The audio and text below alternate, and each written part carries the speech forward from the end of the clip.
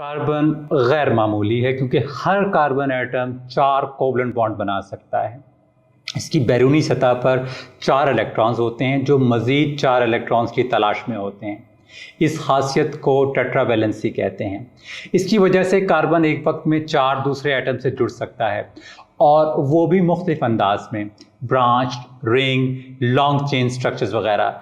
यही खसूसियात organic chemistry की बुनियाद हैं। मिसाल के तौर पर आप एक पेंसिल लें और उसके अंदर ग्रेफाइट को देखें, या आप एक अंगूठी लें और उसमें मौजूद डायमंड को देखें, तो ये दोनों कार्बन से बने हैं, लेकिन दोनों के बॉन्ड्स की तरतीब मुख्तलिफ है।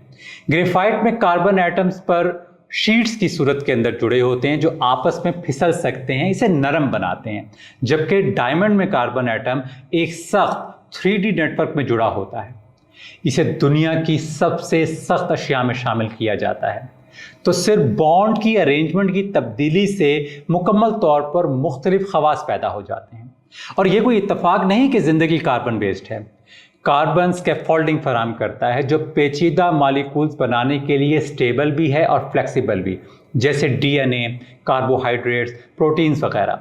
बाज़ लोग सिलिकॉन को अल्टरनेटिव बायोकेमिस्ट्री के लिए तजवीज़ करते हैं, लेकिन ज़मीन जैसे हालात में कार्बन जैसी वसी केमिकल वैरायटी पैदा नहीं होती।